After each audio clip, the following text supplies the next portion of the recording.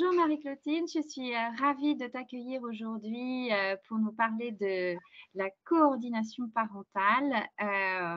Voilà, je pense que c'est un sujet qui va passionner nos auditeurs et l'ensemble des familles ou des praticiens.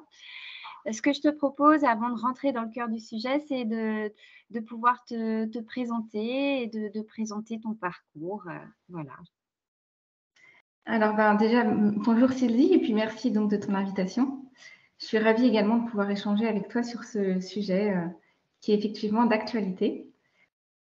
Alors, en quelques mots sur le plan professionnel, je suis venue à la médiation dans un second temps, comme beaucoup. J'ai d'abord eu un parcours initial en gestion de projet dans les domaines de la solidarité et du développement durable, suite à une licence de droit et de sciences politiques et puis un master 2 dans ces domaines. Et donc, j'ai travaillé quelques années dans ce secteur, jusqu'à ce que je découvre que la médiation pouvait être un métier. À l'époque, ça m'avait beaucoup parlé, notamment parce qu'il y avait beaucoup de tensions sur mon lieu de travail au sein de l'équipe. Et donc, j'ai repris des études pour me former. Je me suis dirigée vers le diplôme d'État de médiateur familial pour une raison assez simple. C'est qu'il s'agissait d'un diplôme qui permettait de déboucher sur un emploi salarié, et donc en structure conventionnée CAF, et d'être assurée de pouvoir pratiquer tout de suite.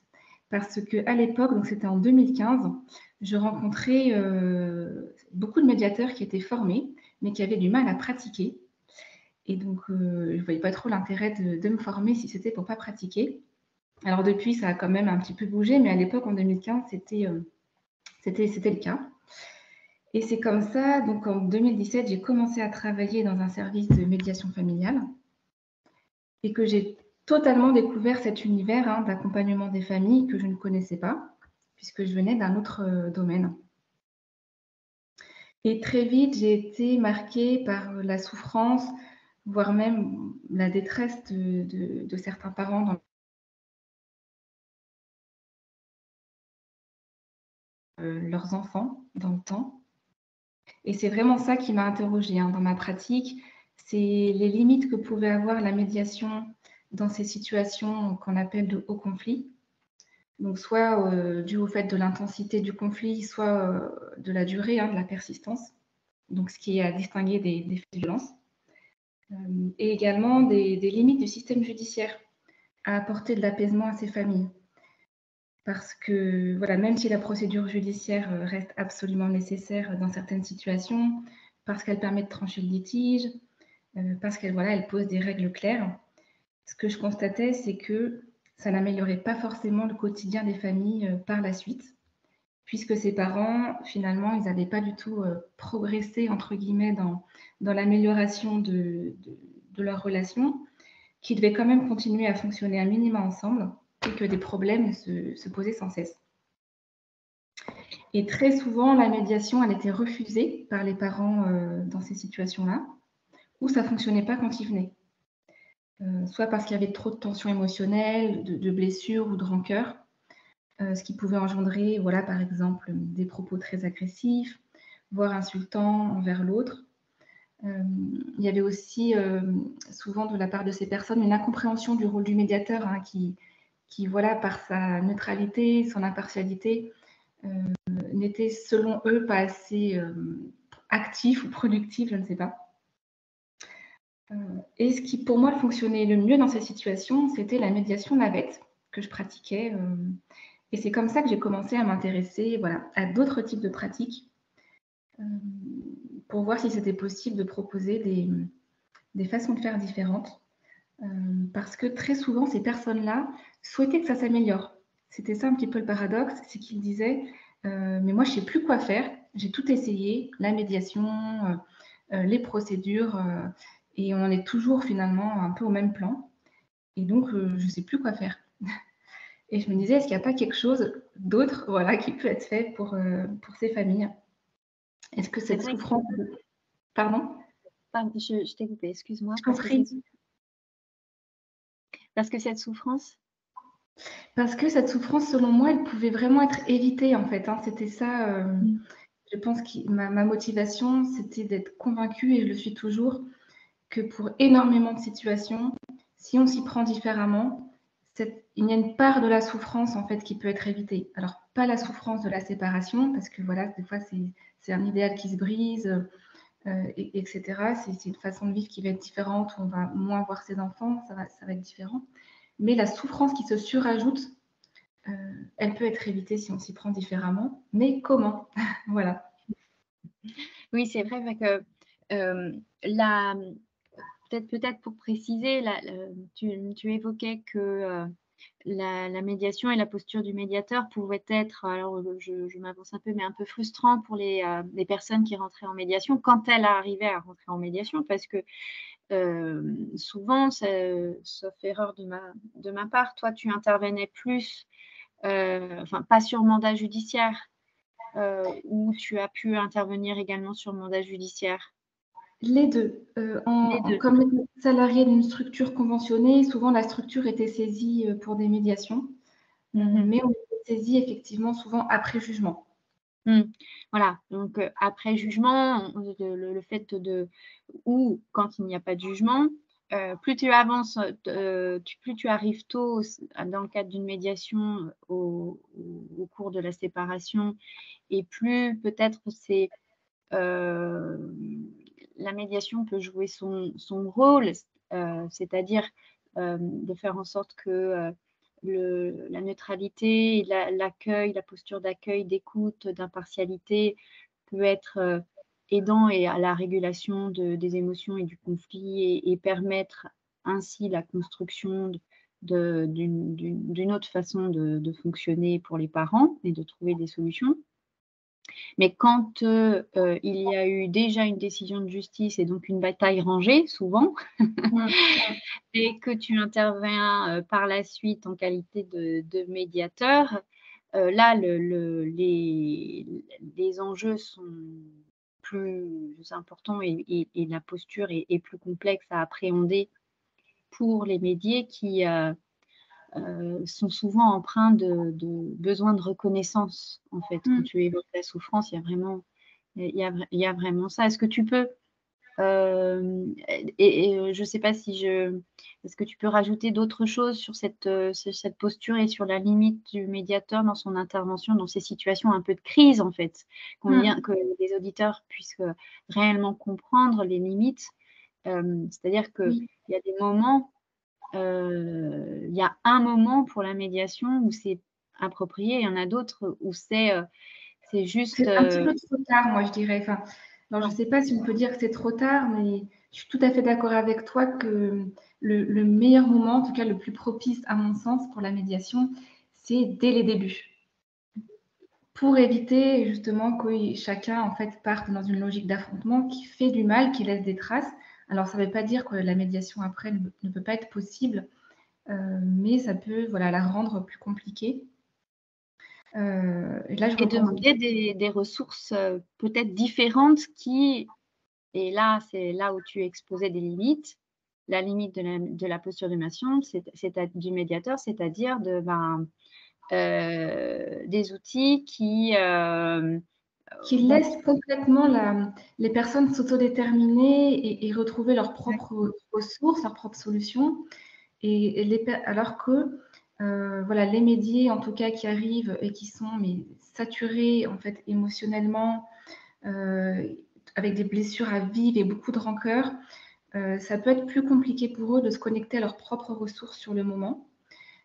Et moi, ce que je sentais, ce qu'ils me disaient aussi, hein, c'est qu'ils étaient en attente qu'on leur apporte quelque chose, qu'on leur apporte une sorte de nourriture réflexive, voilà, une sorte de base à partir de laquelle quelque chose pouvait se redéclencher. Mmh.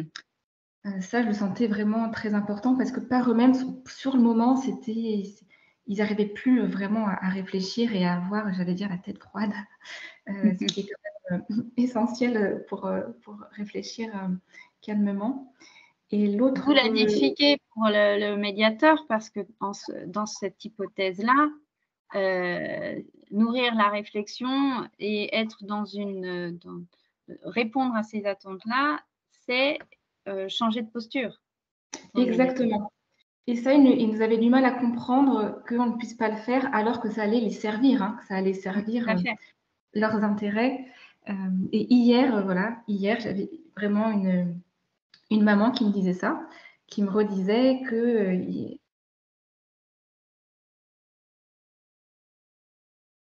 disait: «Mais en fait, nous, on a besoin de quelqu'un, mais qui travaille différemment et notre besoin, c'est de quelqu'un qui puisse aussi être force de proposition, voilà, nous apporter des éléments».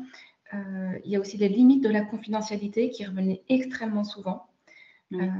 Donc cette confidentialité qui est un trésor dans certains cas parce que justement, il y a une confiance qui peut se créer et on n'a pas peur de ce qui va être répété, utilisé ou pas. Mais dans les situations de haut conflit, il peut arriver aussi parfois qu'il y ait un des parents qui ait le sentiment de plus faire d'efforts que l'autre et le Mmh. sentiment que, comme tu le disais tout à l'heure, ça ne serait pas reconnu, ça ne serait pas transmis au juge, ça les Mmh. démotive complètement. Hein, ils ont l'impression de ramer pour rien. Et donc ça, c'était aussi une limite. Et donc on verra en coordination parentale que justement, il y a une confidentialité partagée qui permet qu'il y ait un bilan qui soit fait par le coordinateur. Et ça, c'est en fait un moteur d'adhésion pour les parents, de dire mais Mmh. enfin, euh, on aura quelque chose qui pourra dire que je me suis investie. Alors souvent, chacun pense que c'est l'autre qui ne s'investit pas, mais ça fait Oui, partie des... ça c'est le problème est toujours l'autre. C'est le sempiternel problème, mais à tout le moins, c'est vrai que le constat, c'est qu'on peut partager, c'est de se dire, bah, à un moment, dans la médiation, dans certaines situations, l'absence de, hem, comment dire?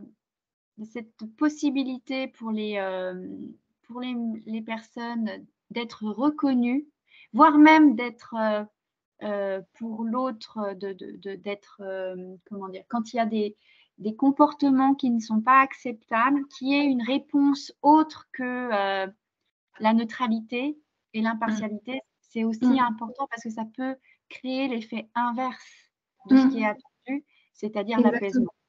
Donc, Oui, et la perte de confiance, je dirais même parfois dans le médiateur.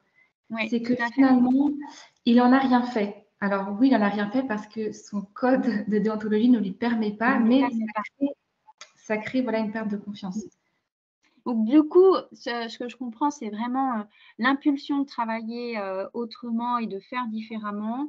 Ben, déjà, c'est le constat de cette souffrance, et d'un système judiciaire qui n'est pas adapté pour répondre aux besoins et aux attentes et les limites d'un processus, également. Sans les limites d'un processus, mais pas du processus en soi, mais de ce qu'exige, comment dire? De ce qu'exige le processus sur la posture du médiateur pour que, il n'y ait pas de mélange de genres et de confusion et que ça apporte pas de confusion pour les personnes. Donc du coup, coordination parentale. Alors comment tu en as entendu parler et heu et qu'est-ce que ça, et est-ce que tu peux nous en parler, de ce que c'est, de comment c'est mis en œuvre? Oui, tout à fait. Donc c'est vrai qu'en partant de voilà, des besoins exprimés en fait, hein, par les parents et de mes propres constats, en fait, je me suis documentée. Je me suis documentée, j'ai cherché sur ce qui existait ailleurs, ce qui avait été, modélisé. Donc il y a 2 choses qui ont retenu mon attention.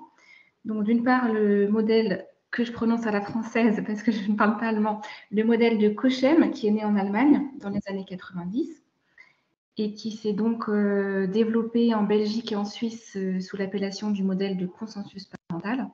Oui. Et d'autre part, donc la coordination parentale qui est née, alors c'est drôle, exactement dans les mêmes années, dans les années 90, mais cette fois aux États-Unis, et qui depuis s'est développée, donc aujourd'hui je crois dans une trentaine ou une quarantaine de pays dans le monde, Mmh.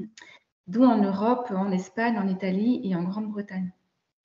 Et ce que j'ai trouvé, en tout cas moi, ce qui m'a rassurée, c'est que c'était 2 dispositifs donc, qui existent depuis plus de 30 ans, voilà, qui ont d'une certaine manière prouvé leur efficacité, qui se sont exportés du pays dans lequel ils ont été conçus pour être formalisés ailleurs au sein du système judiciaire et en s'appuyant sur la coopération pluridisciplinaire.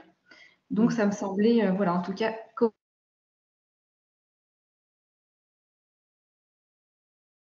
Je ne vais pas développer ici le fonctionnement du modèle de Cochem, puisque ce n'est pas notre sujet, même s'il est très pertinent à mon sens, parce que notamment, il prend le problème, si je peux vous dire comme ça, à la racine.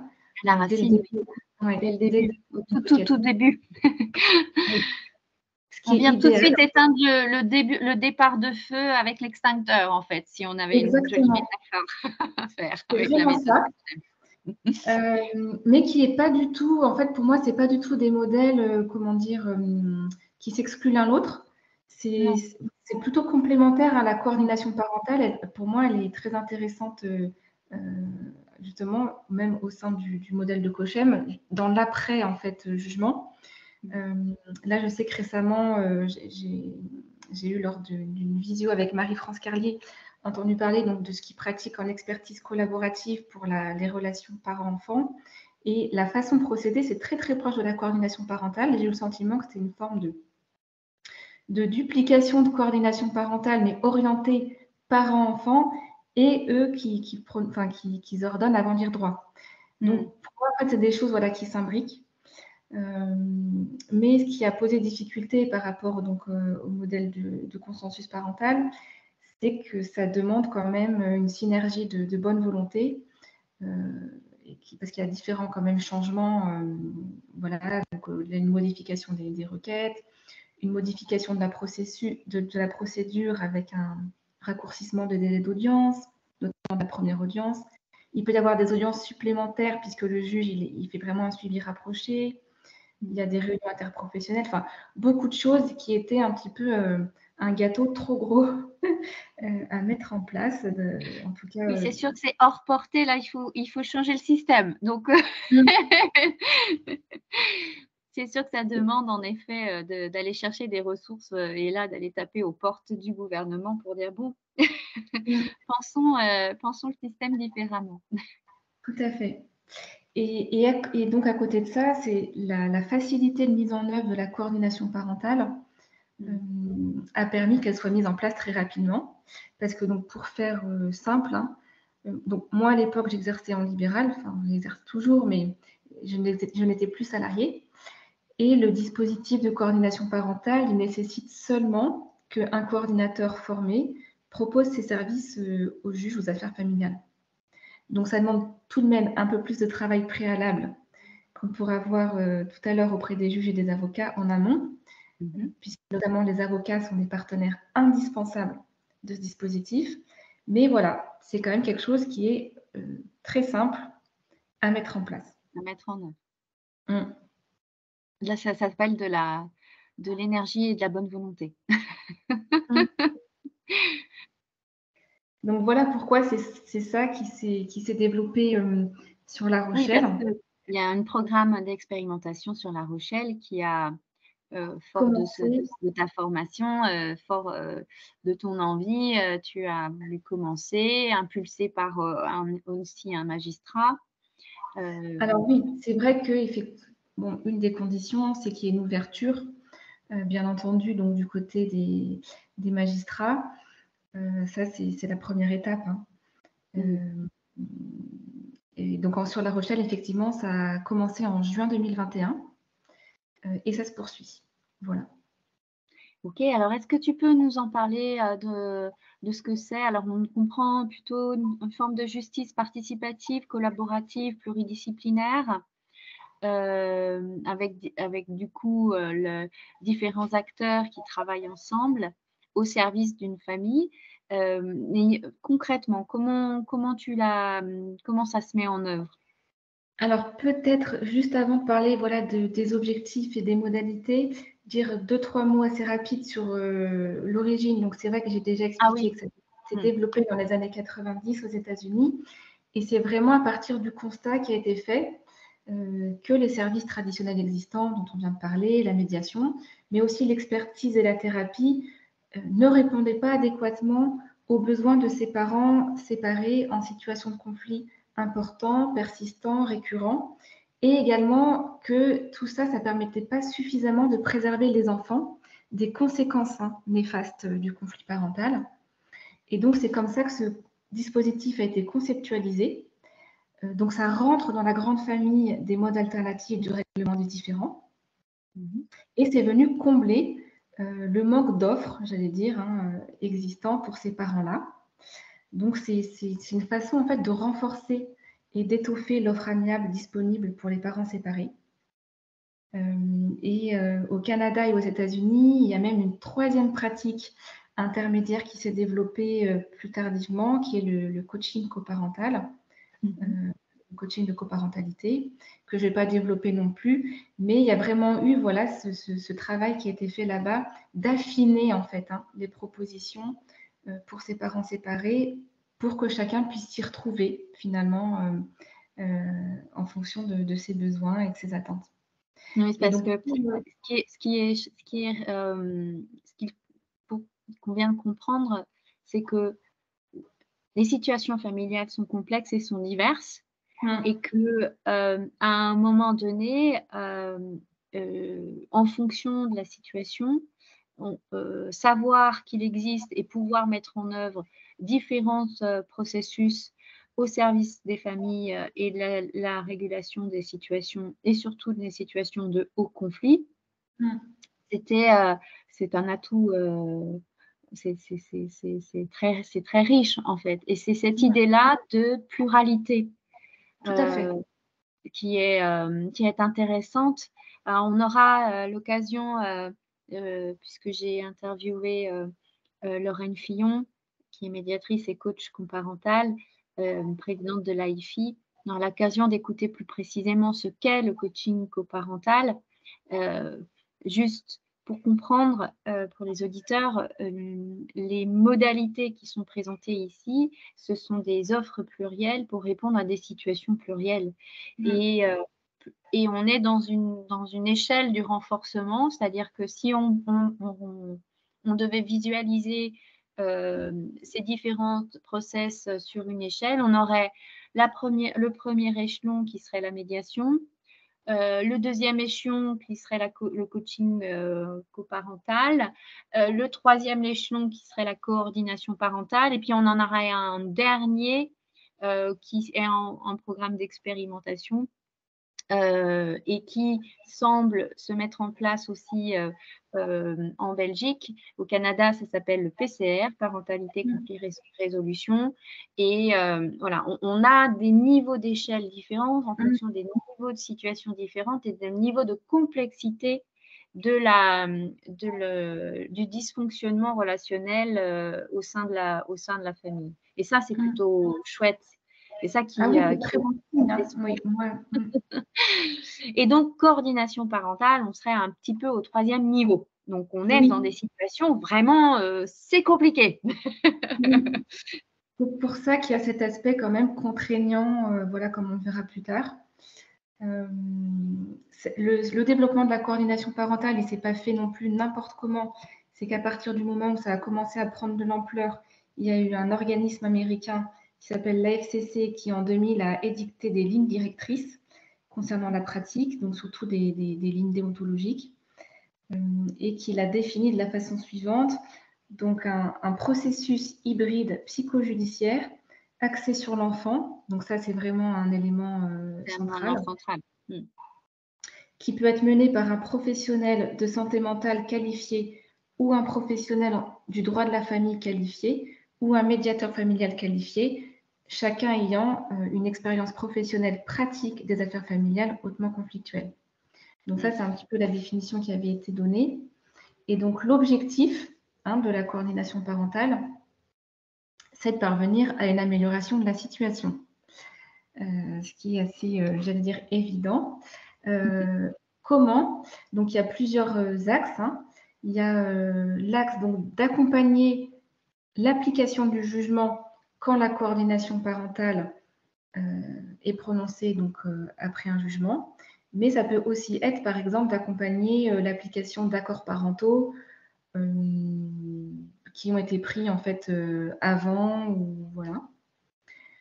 C'est effectivement d'accompagner les parents aussi à rechercher des solutions mutuellement acceptables sur les points de désaccord du quotidien.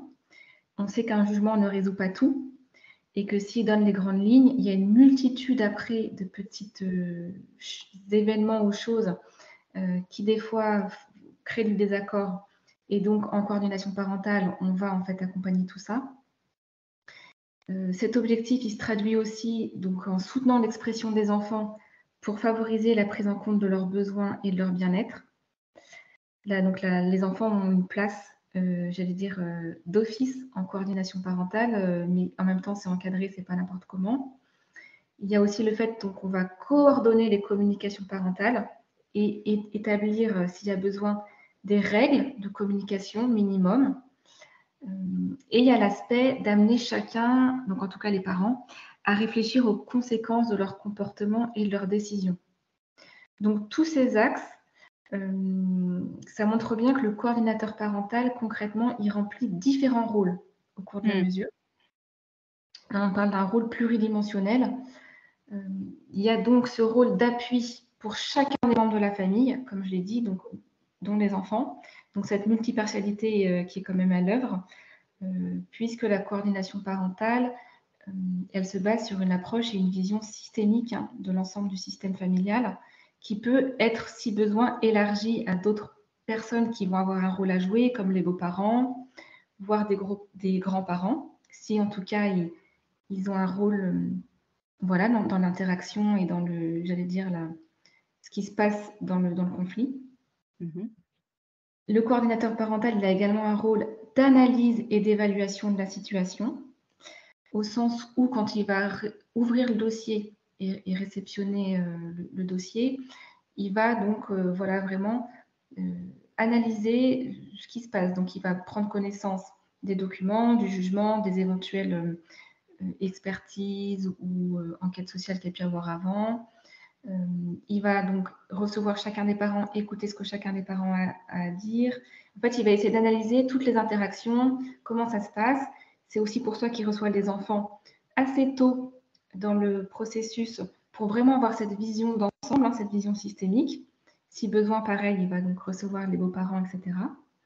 Donc, vraiment, il y a ce rôle-là, que c'est à partir de ce qu'il va constater, comprendre, c'est pourquoi il faut être formé, qui va après pouvoir être en mesure de proposer des choses, etc. Ça se décline aussi sous un rôle qu'on pourrait appeler de psychoéducation. Donc là, c'est vraiment aussi quelque chose qui se distingue très fort de la médiation, où le coordinateur parental va pouvoir amener cette fameuse nourriture réflexive aux parents, alors sous différentes formes. Ça peut être sous la forme de documents synthétiques, par exemple, qui vont reprendre quels sont les besoins des enfants dans une séparation, comment se développent les enfants en fonction des âges. Ça peut être des choses aussi sur la communication.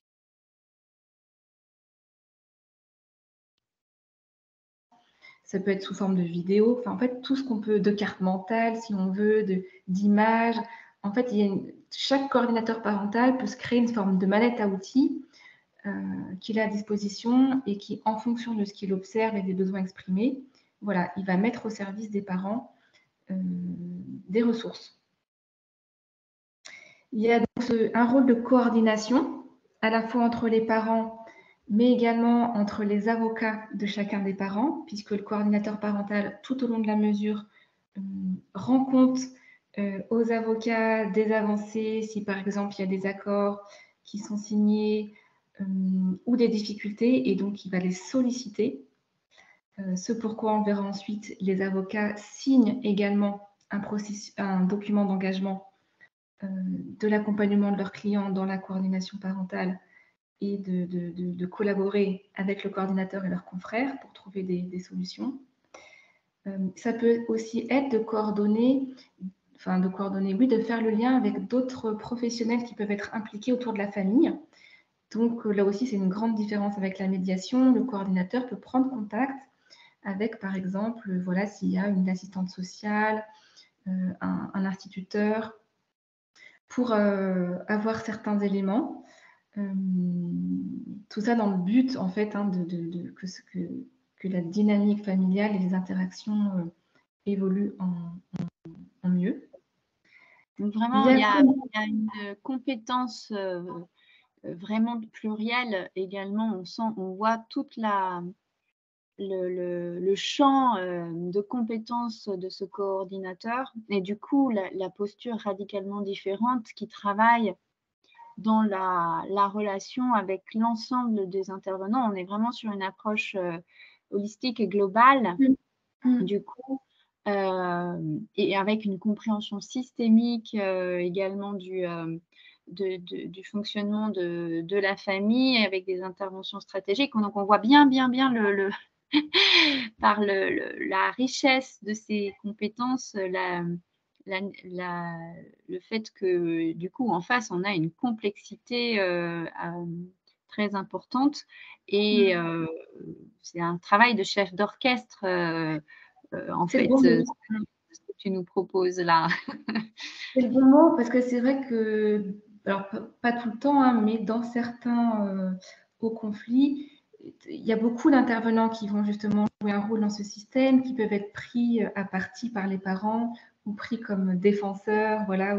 Et donc, Mmh, si on ne les inclut pas, on perd hein, en pertinence mmh, et, et en puissance. Et voilà, ça, moi, j'ai pu le constater dans des situations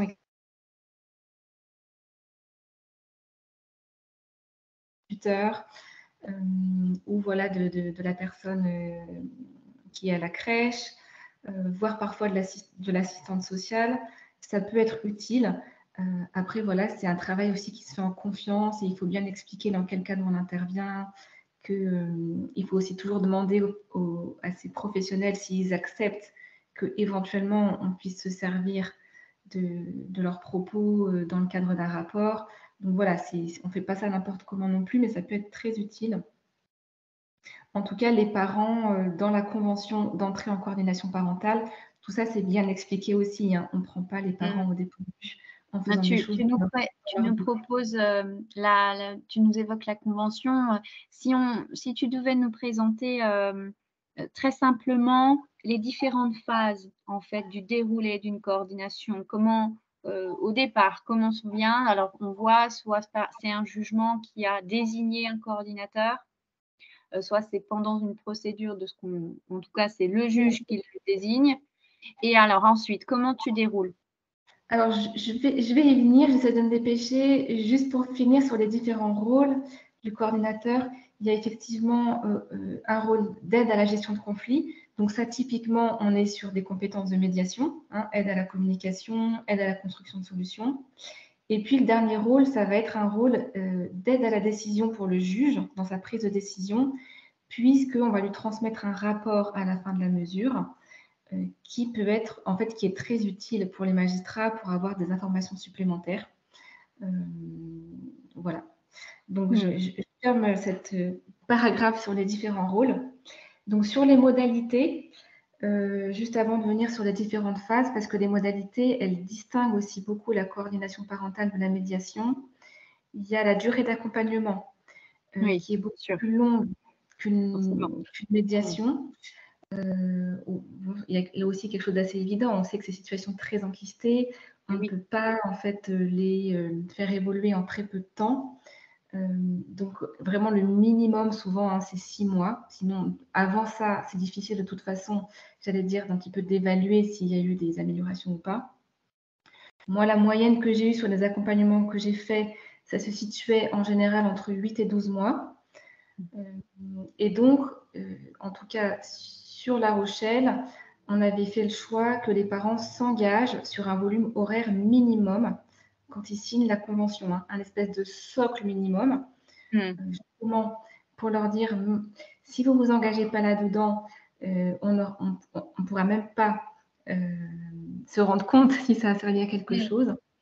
Donc ce volume, il était assez faible par rapport, par exemple, à ce qui se fait au Québec.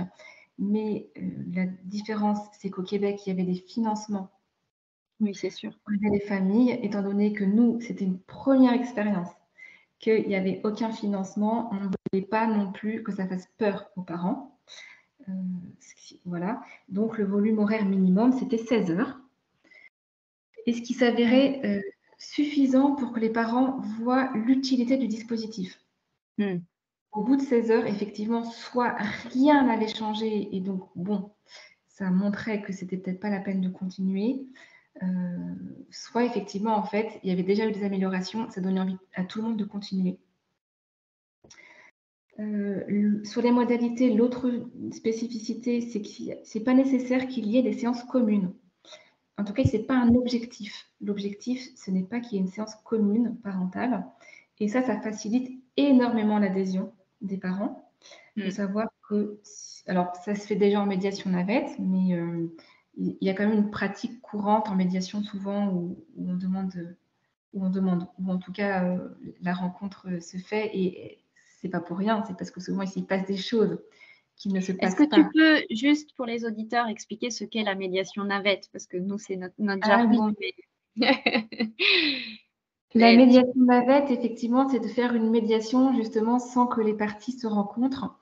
Donc le médiateur va faire des entretiens individuels avec chacun et il va se faire le relais auprès de chacune des parties, voilà, de ce que l'autre souhaite, des propositions, des contre-propositions, etc. Donc souvent, c'est très utile en médiation, justement, quand il y a une appréhension des parties de se rencontrer. Voilà. C'est quelque chose qui est aussi utilisé en justice restaurative également, beaucoup. Donc, et donc, pour la coordination parentale, voilà, ça C'est un c'est énorme soulagement souvent, hein, de se dire: «Oh, on ne sera pas obligé, non, non, vous ne serez pas obligé», et parfois justement, quand au fil du temps, il y a des choses qui se détendent, ça peut être possible, mais c'est juste, voilà, ça se fait spontanément. Le seul moment où effectivement, les parents vont être amenés à être dans la même pièce, c'est sur un temps extrêmement court et extrêmement préparé et structuré. C'est le jour où le coordinateur va recevoir les enfants pour la première fois. Et pour une raison simple, c'est pour éviter en fait un conflit de loyauté pour les enfants si c'est seulement un parent qui les amène. Hein, souvent, c'est le parent qui va avoir la résidence principale, ou alors celui, si c'est en résidence alternée, chez qui les enfants seront. Mais on sait que dans ces situations, voilà, très, très, j'allais dire, voilà, conflictuelles, et où il y a beaucoup de logique d'adversaire, ça peut être difficile pour les enfants de se sentir vraiment libres quand c'est seulement un parent qui les amène. Donc ça, c'est pas négociable. Mais comme c'est sur un temps, voilà, vraiment court et très bien préparé, moi, ça ne m'a jamais posé de problème. Parfois, c'est vraiment une source d'angoisse et de stress pour le parent, donc on prend le temps, hein, dans les détails. On va préparer à l'avance où est-ce que chacun va s'asseoir, si besoin faire des départs et des arrivées différées. Les parents ont la consigne de jouer au roi du silence, donc ils ne parlent pas, hein, c'est tout de suite le coordinateur qui va gérer ça et qui va faire en sorte de mettre à l'aise l'enfant. Puis après, les parents s'en vont. Mais symboliquement, c'est très, très fort pour les enfants. Moi, ce que j'ai constaté, c'est que ça les met justement en confiance d'entendre dire que leurs deux parents sont là parce que leurs deux parents sont d'accord, qu'ils puissent voilà, s'exprimer, dire ce qu'il a à dire. Les parents préparent l'enfant en amont selon les consignes qu'on leur donne. Et il y a des enfants qui n'avaient jamais vécu ça, en fait, hein, depuis la séparation de leurs parents. Parfois, qui n'en avaient même pas le souvenir d'avoir vu leurs parents ensemble dans une même pièce. Et ça a été très fort pour certains enfants de pouvoir vivre ça. Voilà. Donc, sur les modalités, il y a également l'implication et la coopération des avocats qui est indispensable au démarrage du processus. Et la dernière spécificité, on en a déjà un petit peu parlé, c'est donc la confidentialité partagée, puisqu'il y a un écrit qui est fait à la fin du processus par le coordinateur, qui est factuel, hein, ce n'est pas quelque chose d'interprétatif, c'est vraiment en fait pouvoir rapporter au juge les avancées, les points de blocage s'il y en a toujours et de désaccord, éventuellement les difficultés qu'il y a eu, par exemple si un parent voilà, a eu du mal à pouvoir adhérer à certaines propositions du coordinateur. C'est toujours des propositions, hein. On demande au moins aux parents de tester certaines choses qu'on leur propose avant de voir si ça produit quelque chose ou pas. Ou s'il y a malheureusement des parents qui continuent d'avoir des comportements inadéquats et qui n'arrivent pas à en changer malgré ce qu'on peut leur dire. Ça, c'est aussi des choses qui vont être rapportées au juge. Et encore une fois, ça se fait dans la transparence. On va toujours dire aux parents, ben voilà, madame, monsieur, je vais rapporter en fait ça au magistrat. Voilà. Par contre, le processus en soi est confidentiel.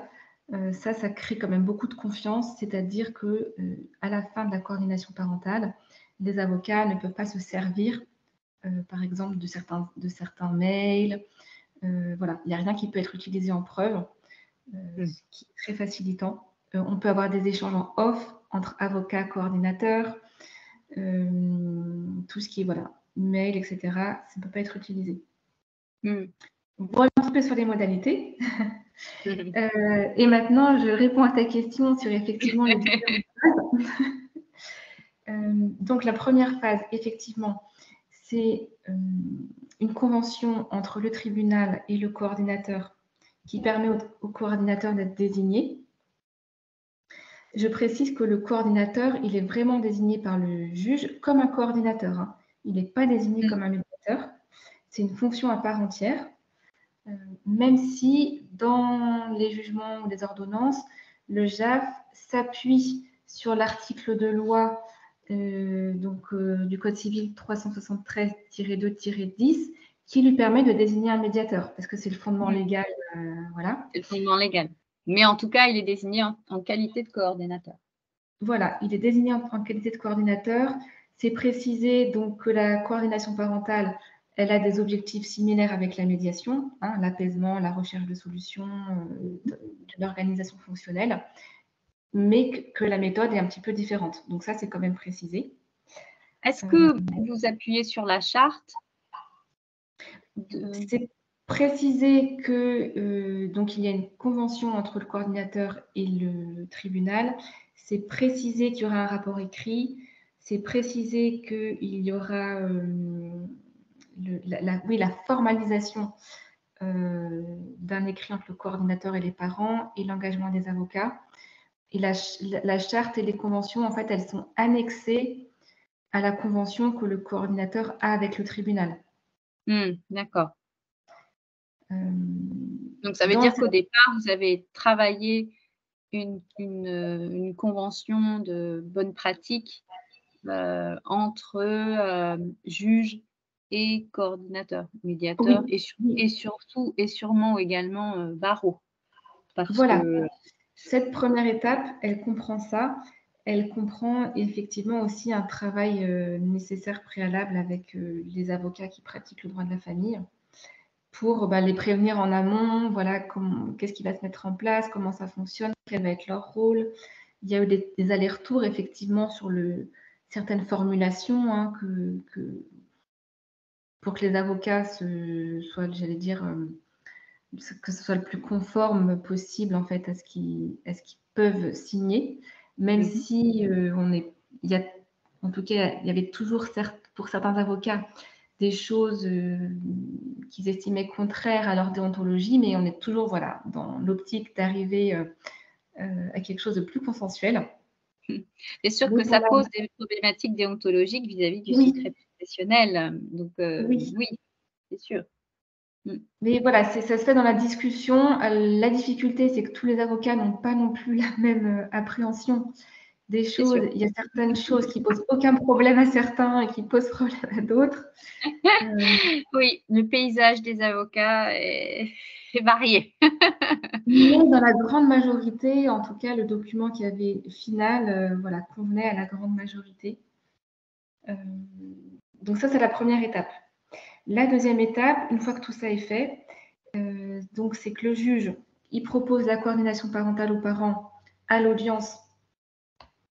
Alors, soit parce que les parents vont décliner la médiation, soit parce que le juge, il estime qu'une coordination parentale serait plus appropriée en fonction de ce qu'il perçoit de la situation. Il doit recevoir leur consentement, bien entendu. Donc, il peut proposer la coordination parentale soit avant dire droit. Donc ça, c'est un petit peu une spécificité, en tout cas française, parce qu'au Québec, la coordination parentale, c'est après jugement. Mais nous, les magistrats étaient intéressés pour pouvoir la présenter avant dire droit quand voilà, ils estiment qu'ils ont besoin de davantage d'informations avant de prendre une décision. Donc, ça peut être soit en parallèle, par exemple, d'une enquête sociale ou d'une expertise, soit en remplacement. C'est vrai que les derniers retours qu'on avait déjà, certains nous disaient: «Ben, au final, des fois, ça nous paraît maintenant, mieux d'avoir un rapport de coordination parentale que d'enquête sociale». Donc voilà, donc le travail va pas tout à fait être le même. Quand c'est effectivement avant lire droit, on va parfois être plus sur la recherche éventuellement de construction d'accords avant l'audience, et surtout en fait j'allais dire, la gestion de ce temps d'attente-là, hein, qui parfois est long malheureusement en raison des délais. Donc c'est très utile pendant ce temps-là pour éviter que la situation ne s'aggrave.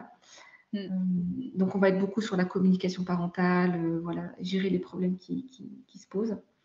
Et donc sinon, elle est proposée en fait dans le jugement définitif, comme une aide, j'allais dire, à l'application et à la mise en place du jugement et à résoudre les problèmes qui vont se poser après coup. Toutes les questions aussi de communication parentale, sauf si un des parents fait appel, mais bon, voilà. Si les 2 parents ou l'un des 2 ne sont pas favorables, ne donnent pas leur consentement à l'audience, dans le jugement comme en médiation, le magistrat peut les inviter à se rendre à un entretien d'information. OK. Voilà, pour cette étape-là. Les avocats peuvent évidemment également orienter leurs clients, avant l'audience, en amont donc, Ce comme qui est en souhaitable médiation. d'ailleurs. Et ça fonctionne bien aussi. La seule différence, c'est qu'à ce moment-là, comme c'est pas le juge qui nous désigne, on est dans une confidentialité totale, hein, vu Oui. que le rapport, on le fait que parce qu'on est désigné. Donc il n'y aura pas d'écrit, sauf si les 2 parents, d'un commun accord, nous le demandent. Ça, c'est la différence de la médiation. C'est que si les 2 nous disent: «Ben, on aimerait bien que, voilà, vous nous fassiez un petit écrit sur, ce sur quoi on a convenu ou ce qui s'est passé», on va faire quelque chose. On va transmettre, dans ce cas, aux avocats et à leurs parents. La 3e étape, une fois qu'on est désigné, c'est donc nous, on va recevoir les parents lors d'un entretien préalable où on va prendre le temps de revalider avec eux toutes les modalités de la mesure, parce que bon, parfois à l'audience, tout le monde est pressé, il n'y a pas beaucoup de temps, donc le juge va donner quelques éléments, mais sans non plus rentrer dans tous les détails. Donc on reprend avec eux le déroulement de la convention, on revalide leur adhésion, on donc demande à leurs avocats respectifs, s'ils en ont, de signer effectivement le document dans lequel ils s'engagent. Et une fois que tout ça est fait, on peut démarrer. La 4e étape, donc ça va être toute la phase en fait du processus où on va organiser les rendez-vous. Souvent, il y a des entretiens très fréquents et réguliers au début, hein, une fois tous les 10-15 jours, parce qu'on récolte des situations, mais qui sont quand même un petit peu au paroxysme. Oui, OK, Voilà. Et donc, si on a, voilà, c'est vraiment, déjà, il faut recevoir les gens très rapidement et leur proposer des rendez-vous très rapprochés pour pouvoir gérer et essayer d'apaiser les problèmes. Souvent, après, ça s'espace. Et donc, la 5e et dernière étape, ça va être l'étape de clôture, donc par un compte-rendu factuel au magistrat, qui est également transmis aux avocats et aux parents, sachant que si vraiment en cours de mesure, on rencontre de très grosses difficultés, avec, je ne sais pas, par exemple, un parent qui ne vient pas au rendez-vous, ou qu'on constate une situation qui peut être inquiétante pour les enfants. Comme exemple, qu'est-ce que je peux citer? Je pourrais citer, bon, par exemple, si on est témoin d'un parent qui s'alcoolise, qui vient par exemple au rendez-vous en étant alcoolisé. Ça peut être un parent qui va être extrêmement agressif, par exemple, avec nous, mais de façon répétée, hein, c'est jamais un seul incident Un seul isolé. événement. Ça peut être des intervenants extérieurs qu'on a au téléphone et qui nous transmettent des propos qui peuvent nous paraître voilà, très inquiétants par rapport au comportement des parents ou à la situation des enfants. Et donc ça, quand on est confronté à ça, on peut faire un rapport intermédiaire au magistrat pour au moins l'informer de ce qui se passe. Et après, c'est lui qui décide finalement qu'est-ce qu'il en fait. Donc, ça m'est arrivé une fois que, suite à un rapport intermédiaire où il y avait énormément d'éléments de ma part, de la part d'intervenants extérieurs, la coordination parentale, elle a été du coup suspendue, arrêtée. Il y a eu un transfert au parquet. Mais sinon, c'est plutôt voilà, pour pouvoir quand même informer le juge de ce qui se passe. Surtout quand il y a des coordinations parentales avant dire droit et qui sont longues. Ça m'est arrivé qu'une fois, il y a eu donc une coordination parentale avant dire droit et que l'audience a été reportée à 6 mois. Et donc, sur ces 6 mois, voilà, il y avait eu quand même des éléments qui me paraissaient importants que j'ai transmis et qui a fait que le magistrat, il a changé les modalités, il a changé les modalités, oui, provisoires qu'il avait édictées. Voilà. Sans audience, avec audience. Alors, que je me souvienne bien, oui, il y a eu une audience où effectivement les parents sont revenus. Voilà. Voilà Et pour du la coup, de se dérouler, ça a duré, tu me disais du coup 2020-2021, le début de Oui, le l'expérimentation début, c'était en juin 2021. de juin 2021. Ton retour d'expérience sur sur la Oui, mise en place de cette coordination sur La Rochelle? donc globalement très positif pour un début et donc un rodage où on essuie pas mal de pots cassés. Vous étiez combien de coordinateurs sur La Alors, on Rochelle? était 2. On était 2, donc à exercer en libéral. On a eu, pour donner un ordre d'idée, une cinquantaine de situations orientées entre juin 2021 et décembre 2022, donc sur une année et demie. Ce sera sûrement autant pour l'année 2023. OK. C'est beaucoup. C'est beaucoup, sachant que voilà, en plus c'était un début, donc c'est pour ça que maintenant ils ont plus pris l'habitude, donc que ça va sûrement aller en augmentant. Oui. Et qu'il y avait beaucoup de situations qui ne pouvaient pas être orientées en raison du coût financier. Donc voilà, ça serait beaucoup plus s'il n'y avait pas j'allais dire cet élément-là, parce que voilà, nous exerçons en libéral, donc le coût est totalement à la charge des personnes et c'est un accompagnement qui est sur la durée, hein. Donc c'est un coût qu'il faut pouvoir quand même tenir du temps pour les familles. Parce que ce qu'il faut préciser, c'est que lorsque le juge désigne, il y a, comme tu l'as précisé, indiqué, une convention qui est signée, pour inviter à la collaboration et permettre l'engagement en fixant un certain nombre de séances, à tout le moins, «obligatoires» entre guillemets, mais que, tout ça a un coût et que malgré tout les parties ou les parents peuvent tout à fait en raison de ce coût-là, ne pas s'y inscrire Tout à pour des fait. raisons parce qu'il y a pas, voilà, c'est pas parce que le juge oriente, ça reste quand même, une contrainte financière et il y a pas d'aide juridictionnelle, il y a pas de prise en charge, donc ne serait-ce que le coût est déjà un engagement Oui. et sur les 50 dossiers, 50 situations, donc ce sont des situations qui sont allées au bout? Donc sur ces 50 situations qui sont, je le rappelle quand même, hein, extrêmement conflictuelles, il y en a 1 sur 2 qui s'est mise en place et c'est OK, sur cette moitié qui s'est mise en place, effectivement, c'est aller jusqu'au bout. OK. Donc c'est là où, de mon point de vue, c'est quand même extrêmement, j'allais dire, positif, en tout cas Positif? Ah bah oui. encourageant. Oui, oui. Et c'est surtout le retour, hein, des parents qui pour moi, compte le plus finalement parce que c'est eux, Et c'est pour eux donc oui. voilà, nous, on peut être contents, coordinateurs ou magistrats, mais c'est pas, voilà, ce qui compte le plus, c'est d'avoir ceux qui en profitent. Leur retour, c'était vraiment donc que ça répond à un réel besoin, à leurs besoins en fait, hein, aux besoins qu'ils rencontrent. Ils ont exprimé une réelle satisfaction qu'un tel service existait, puisqu'à chaque fois, on leur expliquait que c'était expérimental, nouveau en France.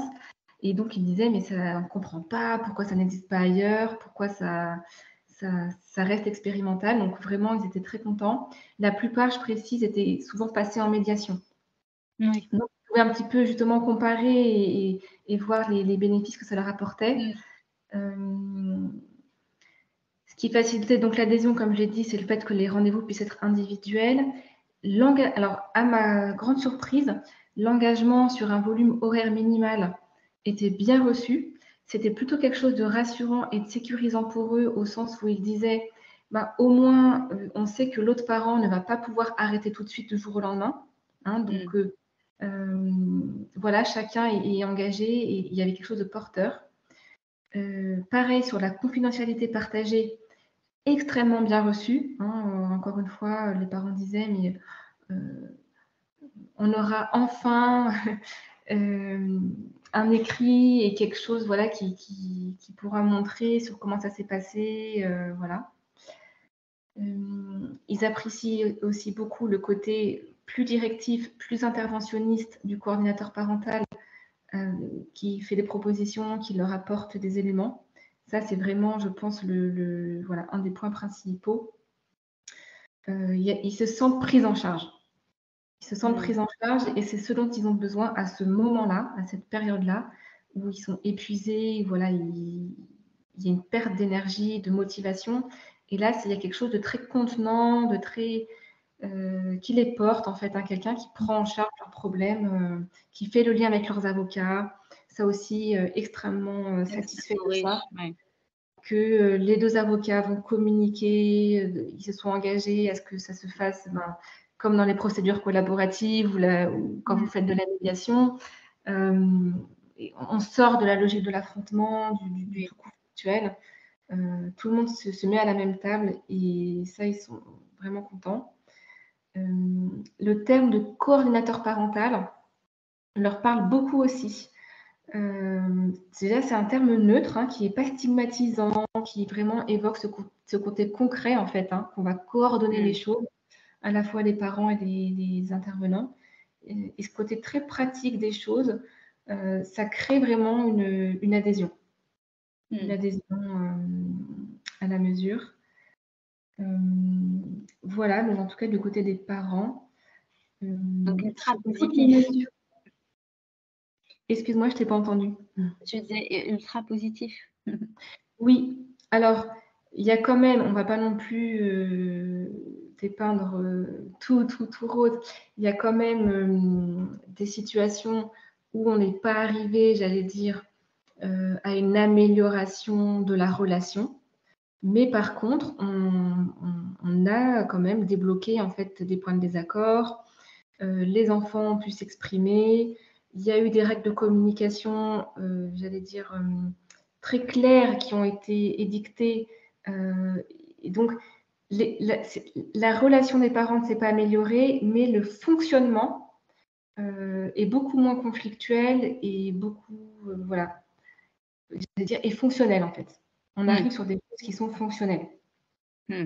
Donc, c'est déjà un gros plus. C'est déjà un gros plus. Voilà. J'ai une de mes amies et consoeurs qui a comme mantra et que j'ai repris et que je reprends souvent, c'est « je peux peu ». C'est-à-dire que c'est un peu la logique du petit colibri, plante des graines.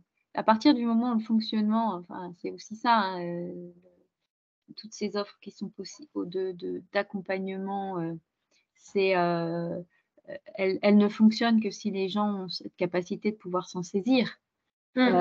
Donc voilà, c'est aussi les limites de la nature humaine et du conflit. L'idée, c'est pas de sauver tout le monde, et donc le je peux peu est ici très, très fort parce que de petits pas et de petites avancées, ça peut créer aussi une autre dynamique et c'est déjà beaucoup en fait. Oui, pour eux, c'est déjà énorme de pouvoir, s'ils sont confrontés à un désaccord, plutôt que de tout de suite, j'allais dire, se crêper le chignon, dire ah, on en parle au coordinateur. Déjà ça, ça produit, en fait, ça évite que la situation ne s'aggrave. Il y a même des parents où, bon, moi j'estimais qu'on était un petit peu arrivé au bout de la coordination parentale et qui me disaient, mais non, on ne veut pas arrêter parce que si dans 3 ou 4 mois, on a de nouveau un problème, au moins, on sait que vous êtes là, ça nous rassure, voilà, ça nous rassure. Donc, il y a ce côté, en fait, de cadre qui vient, je pense, peut-être même symboliquement ou inconsciemment, Mm. qui existe, même si pendant 3 ou 4 mois, on ne voit pas le coordinateur. En fait, on Mm. sait que si on a besoin, il est là. Et dans les situations où, souvent parce qu'il y avait un parent en difficulté, on n'a vraiment pas pu avancer sur l'amélioration du fonctionnement parental, ce que ça a permis, c'est à mon sens, et c'est quand même, j'allais dire, ce qui est au cœur de la coordination parentale, c'est de protéger les enfants. C'est-à-dire, ça a permis aux magistrats, voilà, de prendre des décisions qui, sur le moment, permettaient aux enfants d'être justement un petit peu moins en contact avec ce parent qui avait besoin d'être plus étayé. Donc, souvent, ça a pu passer par après des visites en espace rencontre, hein, à la place d'un oral visité d'hébergement classique. Voilà, d'un éloignement temporaire d'un des parents, mais pour le bien des enfants. Mm. Et on est vraiment, le coordinateur parental, avant tout, est là pour les enfants. Et ça, on le dit tout le temps aux parents. C'est que voilà, nous, si on travaille pour leurs enfants, et si on estime à un moment donné que pour les enfants, il nous paraît que c'est bien de faire remonter des éléments au juge, on va le faire. Donc il y a cette pédagogie quand même à faire avec les parents pour pas qu'ils aient l'impression qu'on les trahisse, hein, qu'on va dire des choses contre eux. C'est vraiment pas le but. C'est parce que, et c'est là où l'avantage de recevoir les enfants nous aide à pouvoir aussi dire aux parents la souffrance de l'enfant qu'il a pu nous exprimer. Et c'est pas que son enfant n'aime pas son parent, c'est que la situation fait que c'est trop lourd à porter, trop dur pour l'enfant d'être en fait impliqué, hein. Mm. Et il y a des parents qui ont du mal finalement à ne, à ne pas impliquer leur enfant, hein. Donc, soit parce qu'il se confie trop à lui, soit parce que voilà, il lui demande de rapporter des choses à l'autre parent. Mm. Parfois, il y a des parents qui, sur le moment, n'arrivent pas en fait, hein, ou qui ne comprennent pas que ça peut faire du mal à l'enfant. De faire du mal. Mm. Donc nous, Mm. là, on a nos limites parce qu'on n'est pas psy, on n'est pas en thérapie. Mm. Donc, ces parents-là, s'ils ne prennent pas qu'ils n'arrivent pas à en prendre conscience et à travailler ça, nous, on ne peut pas faire de plus. C'est vraiment les limites de la coordination parentale. C'est que quand il y a une problématique individuelle, plus sur le champ voilà, psychologique d'un parent, on ne peut pas faire. Aussi Mm. parfois des parents qui vont être encore trop dans la rancœur et qui vont vouloir se venger de l'autre parent, lui faire du mal. Ben ça, nous, on pourra proposer beaucoup d'outils, beaucoup de choses. Ils ne vont pas arriver à y adhérer parce que l'émotionnel, en fait, et puis l'histoire de la personne, les blessures, voilà, tout ça, il faut que ce soit travaillé ailleurs et là, on ne peut pas les forcer. Donc, c'est une limite.